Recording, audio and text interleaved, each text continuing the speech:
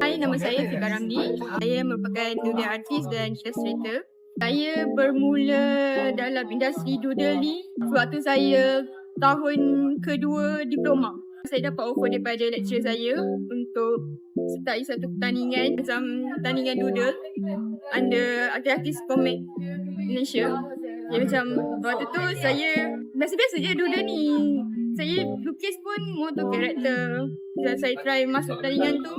Dan Alhamdulillah saya dapat sagu hati. Macam wow, maknanya aku boleh lah macam tu. Lepas saya menang sagu hati tu, terus saya join macam-macam pertandingan. Dan dari situlah bermulanya career seorang doodle artist. Mostly inspirasi saya dalam saya start berkarya, saya actually mula kenal doodle tu daripada seorang artis yang sampai sekarang saya menghormati beliau, iaitu Naswa Ibrahim. Saya umur 17 tahun, saya nampak posting beliau lukis dekat cawan plastik doodle. Dan situ saya cakap, oh cantiknya doodle ni, macam nak try-try. Tapi belum lagi nak try time tu.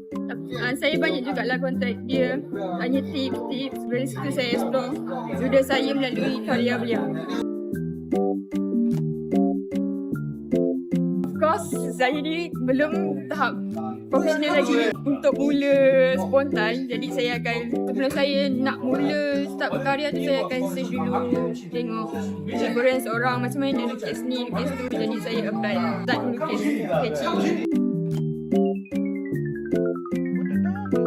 Dalam sehari dua, kalau saya rasa semangat, sehari dah siap dah. Ni kalau macam slow sikit, 2 hari lah.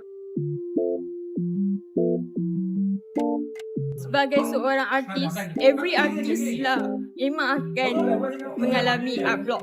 Sebab kita tak selalu ada idea. In real life, kita ada komitmen lain, kita buat benda lain. Jadi kita tak selalu dalam situasi yang kita selalu berkarya. Dalam masa tu kita akan ada rasa, apa perlu buat ni? Kita nak mula daripada mana? Jadi dari situ buatkan kita rasa burn out. Penting lah untuk kita try environment lain. Keluar daripada rumah, cari solution macam mana aku nak buang art block ni, create idea baru, tengok pemandangan. Macam tu lah cara saya nak atasi art block ni. Bagi saya, buat je. Buat je dulu. Tak payah tengok orang lain, tak payah tunggu orang lain, tak payah fikir akan jadi lepas tu. Buat je. Sebab bila kita buat, bagi saya kalau kita dah start tu, itu salah satu bentuk kejayaan sebenarnya. Sebab kita dah berani nak mula.